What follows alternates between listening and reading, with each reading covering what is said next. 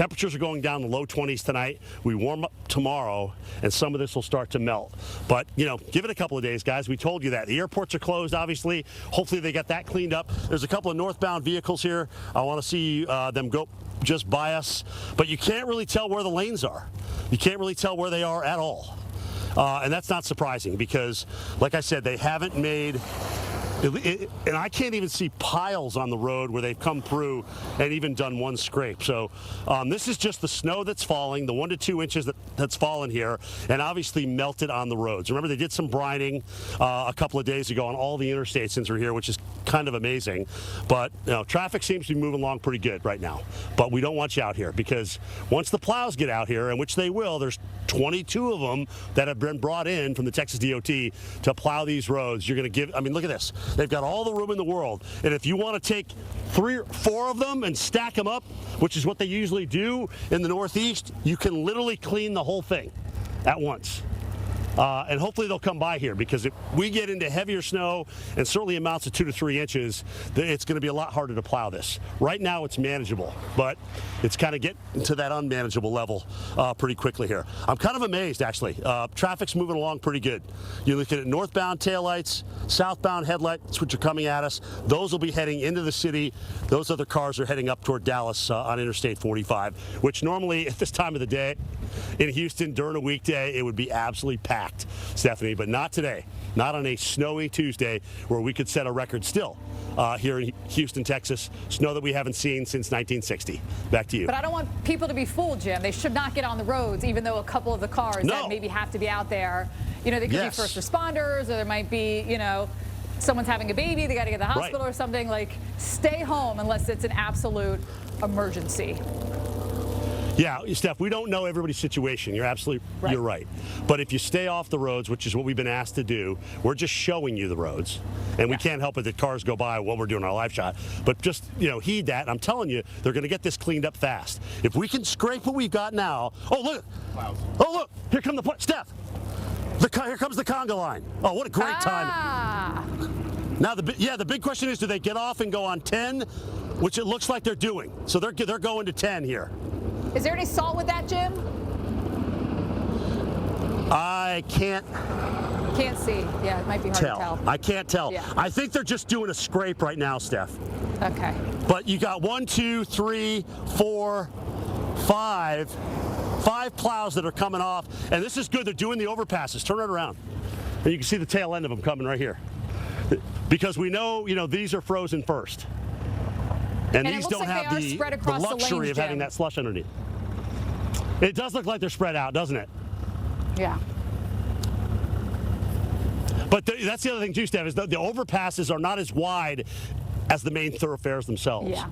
So, you know, even bringing 5 across is doing it. Now, what's interesting is they're going on this little, you know, highway, but they may be getting back on 45 on the other side. I'm not sure. Well, regardless, we know 10, 45. It's all rough out there, Jim. Okay, so you know, yeah, it's going to I-10 East. It's going to I-10 East, Steph.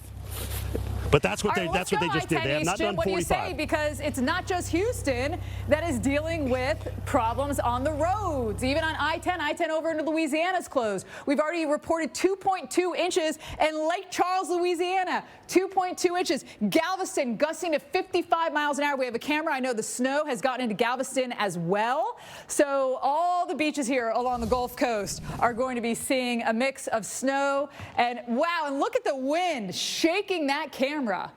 Woo! 55 mile an hour still gusting, and snow that's in downtown, but I know it has gotten to the beaches as well. Let's find out who else is going to get this, because it's not just Texas and Louisiana. It's going to continue to spread east. There's your 2.2 in Lake Charles. Liberty reporting 3, Pinehurst 2, Woodlands 1, and even notice, even into portions of, you know, northeast Louisiana and Mississippi, are reporting snowfall. Harrisburg seeing an inch of snow for us. Power outages in Texas over 33,000. Make sure you use flashlights.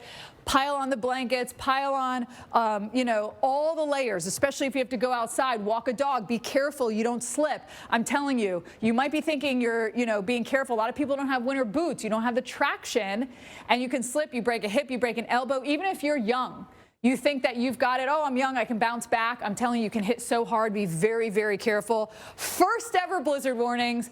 And the National Weather Service saying, I think it was the Weather Service. Julie, do you remember who said exactly? Actually, Megan's right there and said it. He was from the National Weather Service, I think, reported 35-mile-an-hour winds and quarter-mile visibility. That's what a blizzard warning is. It doesn't matter how many snow piles up. It's about the wind speed and the visibility.